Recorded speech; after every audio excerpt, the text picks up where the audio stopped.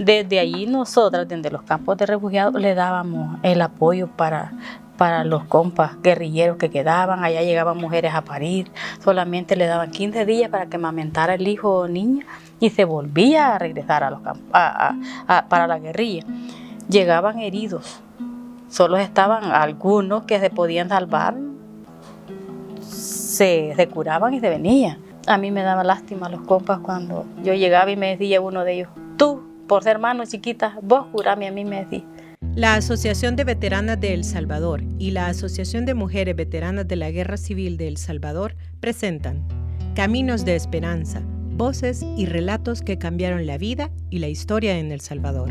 Esta serie recopila momentos históricos y trascendentales de la Guerra Civil de El Salvador, contadas desde las voces, luchas y experiencias de mujeres veteranas con una visión intergeneracional para que sus luchas y experiencias se conozcan, generen reflexión y sobre todo para no repetir la historia.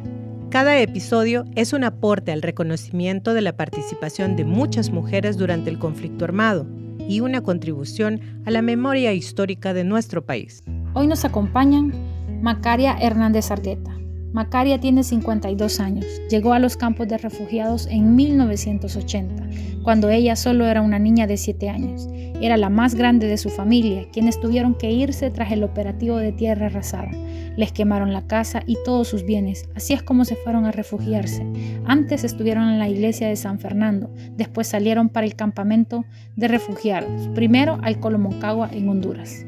En 1983 empezó su labor como brigadista clandestina en los campos de refugiados. También confeccionaba ropa para las y los compas en El Salvador. En 1984 formó parte de las Maestras Populares por 9 años, donde fue alfabetizadora durante 5 años. De vuelta a El Salvador trabajó en el programa Red Solidaria por 8 años, ejerciendo el cargo de coordinadora municipal. Luego, en 2015, trabajó como promotora de educación a mujeres del municipio en el programa de Ciudad Mujer por 1 año. Antes también fue promotora de salud voluntaria. Fue presidenta de la Asociación de Mujeres de Morazán por 4 periodos. También fue parte del Consejo Plural en el periodo 2021 a 2024. Actualmente Macaria es presidenta de un grupo de ayuda mutua y forma parte de la Red de Defensoras de Derechos Humanos en Morazán. También nos acompaña Dalila Monteagudo, joven feminista de 29 años, licenciada en Psicología, originaria de Jocoaitique, Morazán. Bienvenidas, bienvenidos y bienvenidas a un nuevo episodio de Caminos de Esperanza, voces y relatos que cambiaron la vida y la historia de El Salvador. Soy Clancy Rosa, periodista feminista y activista. Y para mí es de verdad un placer conducir el programa de hoy, que lo estamos grabando desde las tierras de Morazán, el histórico Morazán, ¿verdad?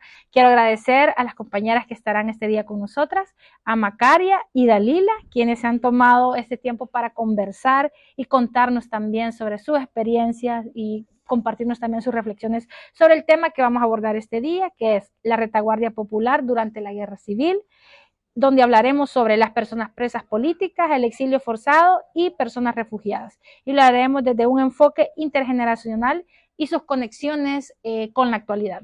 Así que Macaria y Dalila, muchas gracias por estar con nosotros. Muchas gracias por la invitación. Qué bonito ser parte de un proyecto que siembra esperanza, ¿no? Como lo dice el nombre del podcast. Gracias. Macaria. Estoy orgullosa de estar aquí y les agradezco por la confianza que han tenido sobre mi persona. Esperamos que nuestras historias queden plasmadas pues como en un libro de esperanza. Gracias y qué bellas palabras. Creo que estamos de acuerdo que son unas palabras muy lindas y justamente esa es una de las motivaciones, ¿verdad? Y haciendo esos caminos de esperanza. Entonces, adentrándonos ya en el tema, y porque también es justamente eso, contar nuestras historias, ¿verdad? Entonces, quisiera, Macaria, que empezáramos con usted. Sabemos que usted vivió muchos años en los campos de refugiados, entonces quisiera preguntarle e iniciar esta conversación con que nos cuente cómo y por qué es que usted llegó a los campos de refugiados. Mi historia, como llegué a los campos de refugiados, llegué a mis 7 años de edad. Llegamos a trabajar porque como en la intemperie ya no teníamos nada, como cubrirnos del frío, de todo, ¿verdad? Llegamos a trabajar, mi mamá más que todo llegó a trabajar, se colocó en una champa y entonces todos nosotros íbamos pequeños, no le podíamos, que yo era la más grandecita, que era la que yo le apoyaba a mi mamá. Varias de las familias que nos tuvimos en el refugio, que fueron más de 8,000 personas en los campos de refugiados, todos nos fuimos para salvarnos la vida, porque acá en El Salvador se nos hacía difícil vivir. Porque a nosotras, como le conté antes, la casa fue quemada, los alimentos quemados. Nosotros fuimos a refugiarlos a una iglesia. Entonces ya no teníamos cómo poder seguir viviendo en El Salvador. Nuestra familia o mi papá decidió llevarlos a un lugar para que no muriéramos. Porque aquí había un operativo de tierra arrasada y se llamaba de tierra arrasada porque no respetaban pero ni los animalitos. Ese fue el objetivo de habernos salido de nuestro país a buscar auxilio a otro país. Y un país vecino, pues, que fue Honduras. En los primeros días no era fácil porque teníamos que gestionar alimentos, que de todo, porque nosotros íbamos solamente con la ropita que nos acompañaba. Luego que nos fuimos organizando, la gente que ya estaba adulta mayor fue organizándose en colonia, ya haciendo nuestras gestiones por lo menos para que nos llegaran los alimentos. Primeramente los alimentos, luego nos repartieron una carpa le decíamos, de plástico para poder hacer la casita, pues para librarnos del sol. Luego ya cuando estábamos organizadas ya se nos hacía haciendo más fácil, porque podíamos gestionar, ya teníamos una coordinadora por colonia. Nosotros siempre lo que hacíamos allá era elegir una mujer. Casi los hombres, como habían quedado todavía en el conflicto, casi solamente éramos mujeres. Fuimos organizando grupos de jóvenes. Estos jóvenes se encargaban de ir a construir una casa, a hacerle la casa a la señora, que no andaba nadie, pues, que quien respondiera. Y ya la coordinadora de la colonia que iba a gestionar para la niñez, que ya estábamos ya en el puesto, refugiados. Ese fue un gran logro. A través de tantas gestiones fueron llegando personas internacionales, porque ya con 4 o 5 grupos que ya estábamos en los campamentos, ya iban llegando personas internacionales a ver cuál era la vida de nosotras las refugiadas. Ya empezó a llegar el ACNUR. Entonces ya teníamos el respaldo, porque el ACNUR velaba por la seguridad de nosotras. Ya contábamos con esa seguridad. A nosotras, todas las que estábamos haciendo 6º grado, niñas o niños, ya nos iban dando los grupos para que teníamos que compartir lo que nosotras habíamos aprendido. Macaria, y en ese punto vamos a entrarnos luego, porque Macaria tiene una historia muy interesante como educadora popular, y es algo que tenemos que conocer. Así que por ahora nos vamos a quedar justamente cómo y por qué, ¿verdad? Es que también las personas en estas épocas de la guerra tuvieron que irse de su país, y ya nos comentaba ella que tenía que ver con estos operativos que básicamente no les dejaron ninguna opción. Así que Dalila, yendo con vos sobre esto, no sé si ya habías escuchado esta historia de Macaria y estas partes, ¿no?, que han marcado mucho el territorio. Tal vez no específicamente la historia de ella, pero en Morazán, si nos ponemos a conversar con adultos, viene el tema, porque es algo que no se les permitió ni siquiera, o sea, no se les dio atención para que pudiesen sacar todo eso. Entonces es algo que viene cargando, y es bien complicado porque justo lo que dice Macaria, tuvieron que irse dejando todo a un lugar donde la única esperanza era vivir. O sea, ni siquiera se pensó cómo vamos a sobrevivir, ¿no? Tantas familias, sabemos que en Morazán, en El Salvador, las mujeres tienen muchos hijos, tenemos muchos hijos. Entonces, qué difícil, porque me lo ha contado mi mamá, me lo contaba mi abuela justo. Tuvo que irse con sus 8 niños. Y algo bien importante que a veces desconocemos, y es que habían mujeres que no llevaban niños. Entonces era como más difícil entrar, tenían que prestarse los niños. Y en ese camino muchos niños ya no regresaron a su mamá, pues. O se quedaron en el camino, se perdieron, entonces doloroso ya. Y cómo tuvieron que pasar tanto tiempo allá, organizado, que fue como lo fundamental. Y creo que es la esperanza que nosotras tenemos, ¿no? Como juventudes, como mujeres, como sembrar eso, de que cuando nos organizamos las cosas son más fáciles. Una solita pues puede hacer sus cositas, pero difícilmente va a lograr grandes cosas, diferente cuando nos apoyamos. Y creo que esa es la enseñanza que todas las personas refugiadas trajeron acá. Pero también otra cosa bien importante es que la pobreza siguió. Se vinieron a empezar de cero. donde como siempre, lastimosamente, quienes tuvieron poder en su momento se quedaron con sus cosas. Me decía mi abuelo, nos dieron una cierta cantidad de dinero para que regresáramos al país. No sé cómo, crearon un banco, todas las personas porque creían que iban a seguir viviendo organizadas como en Honduras, fueron a depositar su dinero en los bancos y mágicamente desapareció. Entonces, qué difícil es eso de pasar tanta cosa juntas como una tormenta y no ver la luz. Entonces, qué fortaleza para todas esas personas que hoy en día tienen sus casas, tienen sus terrenos, porque pasaron de la nada, pues. Reforzando lo que Dalila tocó, un punto bien importante. Algunas mujeres no podían pasar para los campos de refugiados, era porque estaba joven. Sin niños no la dejaban pasar, de ahí la regresaban porque ella tenía que quedarse en el conflicto. Como combatiente. Quedando en la guerra, como combatiente. Y entonces a algunas madres les prestaban los niños para que no se fueran de regreso, pues, pero no. A mi papá lo regresaron. Solo nos fue a encaminar a la frontera y lo regresaron porque mi papá estaba joven. No, vos te quedás, tus niños es que vamos a pasar allá, tu mujer, porque quienes vamos a salvar la vida somos a los niños, pero vos te quedás aquí. Cuando la señora o el señor lo veían joven, lo regresaban. Allá hicimos tantos esfuerzos por vivir en comunidad. Ya cuando venimos a Segundo Monte, como normalmente le llamamos, ahí ya cambiaron las cosas. Se formó ese banco, como dije Dalila, pero fue como que echar sal en agua, porque ahí cada quien le quitaron las fichitas que le habían dado y lo dejaron en el banco, dando a conocer que ese dinero iba a trabajar. Y fue mentira, para nada, ni supimos que se hizo tal Bancomo que le decían, porque sí le decían Bancomo. Lo que a mí me duele es que a mí me quitaron 200 pesos, a mi mamá 200, a mis hermanitos también. Pero con el futuro que esto iba a trabajar pues para uno mismo. Pero hasta estas alturas no nos dieron el dinero, ni nos dijeron qué habían hecho con el dinero. Entonces, tantos esfuerzos comunitarios, porque eso lo ganamos en comunidad, claro, no lo ganamos personalmente. Entonces, pero hasta ahí llegó y nadie nos dijo, vaya, aquí está su dinero, que sea lo capital, ¿verdad? Que no importaba lo que había ganado, pero hasta ahí sí llegó. Qué complejo, o sea, y que son cosas, ¿verdad? Que al final golpean lo colectivo, pues lamentablemente, ¿verdad?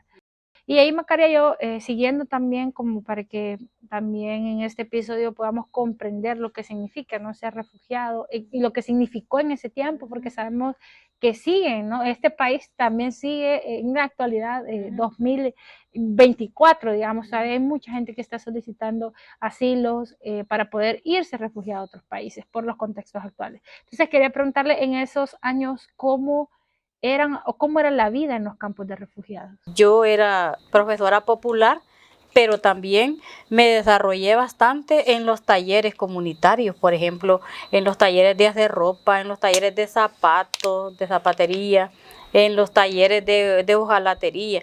Por ejemplo, en los talleres de donde se hacía la ropa, lo que se hacía allá era tomar medidas por colonia, de niños, de adultos, de hombres, de todo, pero que nos daban un tiempo estipulado para que esta ropa estuviera hecha. Nos daban 15 días para confeccionar toda esta ropa. De allí otros 15 días para que confeccionaran los zapatos. Entonces fue un espacio donde nosotras las mujeres aprendimos muchísimo. No podíamos salir como de aquí a la calle porque ya la fuerza hondureña, los militares hondureños ya nos ponían un alto y hasta capturaban los cipotes, se los llevaban. Debido a eso, que ya nos habían capturado bastantes cipotes, formamos también una parte de seguridad para que ya esta seguridad pusiera límite hasta dónde iban a llevar los niños para evitar las capturas, porque a varios niños capturaron, se los llevaban, que no me recuerdo para qué lugar se los llevaban, pero sí se los llevaban y lo daban a los 15 días. En los campos de refugiados, ya uno ya bien organizado tenía las oportunidades de aprender cualquier manualidad. Allá habían coordinadoras de colonia. Mi mamá estuvo 8 años de coordinadora de dar alimentos en la colonia. O sea que en los campos de refugiados las mujeres eran las que tenían mayoritariamente, estaban a cargo, básicamente. Toditas teníamos un cargo, porque eran 6 campamentos. Cada campamento, solo un hombre había de coordinador. Porque era que él se había elegido él solo, no porque nadie quería aceptar de las mujeres, vea. Pero de ahí casi solo éramos mujeres, la de disciplina. Nosotros hacíamos turno de noche para cubrir todito lo que estaba entrando, porque allá entraban heridos. Los teníamos que recibir, yo era una de ellas. Sí, eso yo le iba a preguntar sobre cómo desde los campos también ustedes estaban al final siempre apoyando el proceso revolucionario. Exacto, vaya. En los campos de refugiados, en lo que yo conocí, habían 2 pequeñas oficinas donde se confeccionaba la ropa para mandarla para acá. Teníamos un establecimiento de salud que solo éramos 3 para recibir los heridos, porque allá también habían centros de nutrición. De esos mismos centros de nutrición, nosotras agarrábamos los alimentos para darle a los compas que llegaban heridos. Nadie se daba cuenta. Solamente nosotras 3 las que estábamos en el campamento y un internacional, que era el de confianza. Desde allí nosotras, desde los campos de refugiados, le dábamos el apoyo para los compas guerrilleros que quedaban. Allá llegaban mujeres a parir. Solamente le daban 15 días para que amamentara el hijo o niña y se volvía a regresar a los para la guerrilla. Llegaban heridos, solo estaban algunos que se podían salvar, se curaban y se venían. A mí me daba lástima los compas cuando yo llegaba y me decía uno de ellos, tú, por ser mano chiquita, vos curame, a mí me decía. Curame vos. Y algún día yo me dijo, me voy a curar y me voy a casar con vos. Me decía, chiquitilla, yo. No, le decía yo no quiero compromiso con nadie, yo solo lo voy a salvar de la vida, le decía yo. Teníamos una casa como de resguardo donde íbamos a tener estas personas para mientras ellas se curaban. Y como le digo, los alimentos salían de lo mismo de uno.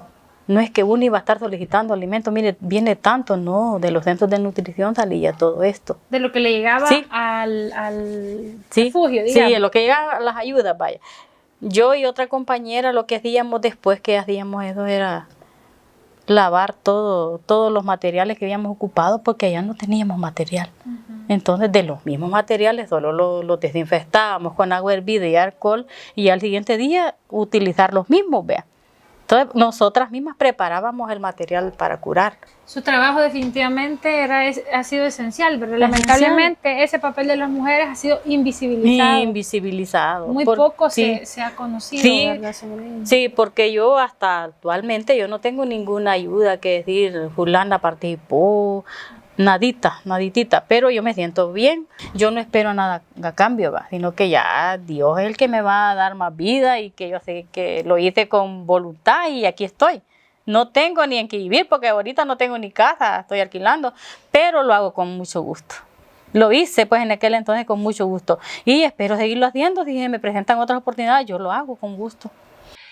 Preguntarte, Dalila, frente a todo eso, esta organización de las mujeres tan increíble, tan potente, pues, porque hicieron tantas cosas, se formaron y esa gran lucha, digamos, ustedes la ven también como parte del legado de las mujeres en Morazán, o cómo es que todo este legado y lucha de estas mujeres ustedes lo viven o lo conocen por acá. Cuando nos organizamos somos imparables las mujeres. Entonces, porque, por ejemplo, en mi familia, el saber que pues mi mamá, mis tías estaban distribuidas también, aunque eran unas niñas, iban a hacer sus días de cocina, a lavar y todo eso, ¿verdad? Entonces, mi abuela incluso, a ella le mataron 3 hijos. Entonces, me contaba, yo le decía, abuela, qué fuerte el tener que estar activa, trabajando para otros y para otras, y saber que su alma estaba ahí, pues, rota, su corazoncito estaba...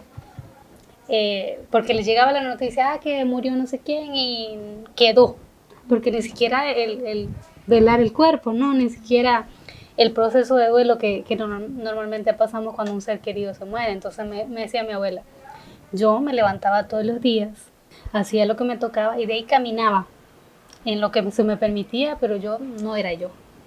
Yo solo quería salir corriendo y saber si era verdad lo que estaba pasando, porque qué difícil. En Morazán, pues, es lo que decía, nos ponemos a conversar con una adulta mayor, con un adulto, y tiene la historia a contar. Y todo lo que vivieron, las mujeres, tantos hijos les mataron, tantas hijas. Y eso que decía Macaria, no reciben ayudas. Ajá, entonces, y tienen como eso, decir, le entregué a la guerra, dicen, tantos hijos para cambios, para ver cambios, porque creíamos, teníamos la esperanza de que esto iba a cambiar, de que iba a mejorar, y no, sino que las mayorías que tenían el poder se quedaron con eso. Entonces, en Morazán, o sea, yo admiro a las mujeres, a mi familia, claro, a las que están, y en general a todas las mujeres, porque eran unas niñas realizando tareas de adultas y que normalmente decimos, no, la vida es un proceso, vamos pasando etapas, vamos... No, a ella les tocó de golpe todo.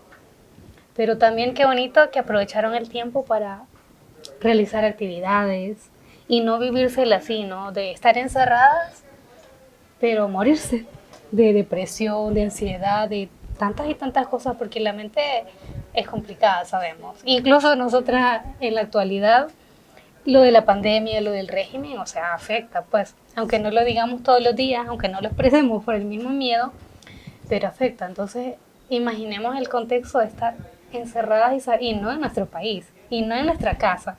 Entonces, qué difícil y qué valentía para todas esas mujeres. ¿Cómo valoras la situación actual sobre eso? ¿Sigue siendo una lucha, consideras, ser visibilizada? Sí, realmente sigue siendo una lucha que creo yo que hacemos lo que podemos, pero bien difícil en el país que vivimos. Culturalmente somos, ya lo decíamos en la asociación, ¿no? Las de los cuidados. Pero entonces, ¿por qué cuando se habla de guerra, por qué cuando se habla de historia, no se menciona a todas las mujeres, no se menciona que ellas que eran las organizadoras, que eran las líderes en todo esto, ¿no? Entonces va a ser bien difícil, pero creo yo que con apertura y podcast y espacios como este vamos a ir generando eso también, vamos a dar a conocer, porque también no podemos decirle a las juventudes que conozcan si no les damos la información. Es importante mencionar en este podcast todo el trabajo que Macaria ha hecho en la educación popular. Ha hecho un trabajo de educación popular en los campos y luego cuando volvió y ha estado como en procesos comunitarios. O sea que todo esto está relacionado y que es todo un camino que usted ha tenido, ¿verdad? Y sigue teniendo. Desde mis 11 años ha sido un caminar tan grande, pero lleno de esperanzas y de mucha experiencia. Porque yo cuando ya fui, yo me sentí orgullosa pues cuando ya era una maestra popular, ya tenía mis 35 niños, porque así atendían niños y niñas. En la mañana yo atendía 2 grupos de parvularias. Ya de las 12 en adelante hasta las 5 de la tarde yo me iba a formar a hacer el guión de clase, que normalmente le llamábamos allá muy popularmente, por eso decía maestras populares, porque allá formábamos el guión de clase. Pero lo más importante era que así, con nuestros aprendices, con nuestros poquitos que habíamos aprendido, sacamos muchísimos niños adelante, que hoy son ingenieras, ingenieros, que de todo un gran desarrollo en la comunidad Segundo Monte, que allí fue que vino a parar todo. El poquito de arena que uno puso, ahí está reflejado ya en estas juventudes. Que no se valore de dónde viene un espacio ya es otra cosa, vea. Es una gran trayectoria, es una gran lucha que se ha venido haciendo para ver muchísimos cambios. Y son experiencias tan bonitas que yo no he dejado el hilo de organización. El primer espacio que yo tuve acá fue cuando ya me organicé desde el 1992, una organización de mujeres de aquí de Morazán, ACMM. Fui presidenta 4 periodos. Hubo la oportunidad que alguien me invitó ya para ser parte de la red de defensoras de derechos humanos. Y es donde allí se me abrieron las puertas. Estuve en varios procesos con la colectiva feminista, que fue el primer proceso que yo pasé. Luego ya estando en estos 2 espacios, me invitan para una asamblea general de veteranas. Este es un espacio para darle oportunidad a aquellas mujeres que sí pusieron su granito de arena y nadie las reconoce. Es que eso es lo más importante, haber a alguien que vele por aquella mujer que no fue parte, o sea, fue parte de una lucha, de cualquier oficio que se prestó, pero que ya en las oportunidades ya no las tienen, ¿verdad? Porque hay veteranas de guerra que ya no pueden salir. Tal vez por tantas secuelas de la guerra, se murieron los hijos, como dijo Dalila, hay madres que entregaron hasta 5 hijos y estas madres no tienen ningún reconocimiento por eso. Así fue como yo llegué a ser parte de lo de las veteranas.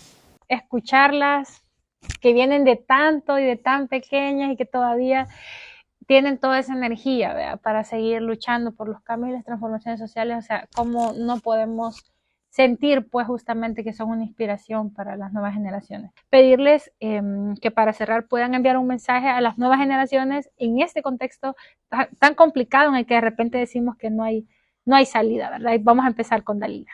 Que podamos involucrarnos, conocer, preguntar qué está pasando, si tenemos dudas de algo, investigar, pero no centrarnos solo por lo popular o por lo de moda, ¿no? Porque eso es lo que pasa. Eso es lo que pasa normalmente, que seguimos una ideología, pero no porque nos convenza, sino porque es lo que está de moda, es lo cool. Entonces, creo que eso es importante, de darnos la oportunidad de conocer, de entender toda esta situación y aportar, que es lo más importante. Nuestro granito de arena, que tal vez hoy no va a florecer, pero mañana sí. Y tal vez va a ser como más fácil para las nuevas generaciones. Nosotras, como veteranas de guerra, tenemos muchas historias que contarle a la juventud, vea. Y también invitarles también a leer, porque en algunas oportunidades hay muchos temas de leer, vea. Entonces, es de mi llamado que nos organicemos, que leamos, que conozcamos la historia para que no nos equivoquemos. Porque la historia que no se cuenta es como que se va a volver a repetir las cosas, ¿vea? Entonces, lo que no quisiéramos nosotras ya es que se vuelvan a repetir las cosas, sino que las cosas vayan caminando, aunque sea despacio, pero que vayan caminando de la forma correcta. Entonces, que nos involucremos, que nos organicemos, que eso no nos queda de otra, ¿verdad?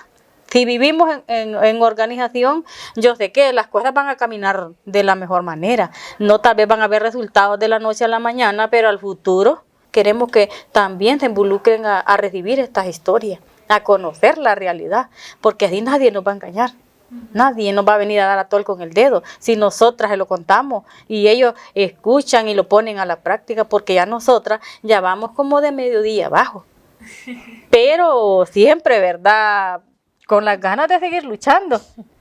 Y eso es lo bonito, ¿verdad?, que hayan organizaciones tanto de mujeres como de juventudes para que conozcan la realidad. Definitivamente venimos de una generación de mujeres increíbles como Macaria y las que están presentes contando su historia en este podcast. Así que hemos llegado al final de este episodio y gracias a quienes nos escucharon y a todo el equipo que hace posible este podcast, a William Adrián, Yoshi García, y muchísimas gracias a las personas que están pendientes. Por favor, compartan cada capítulo para que sigamos contando la historia de las mujeres y la historia también de las jóvenes que van siguiendo esos caminos, ¿verdad? O vamos siguiendo esos caminos.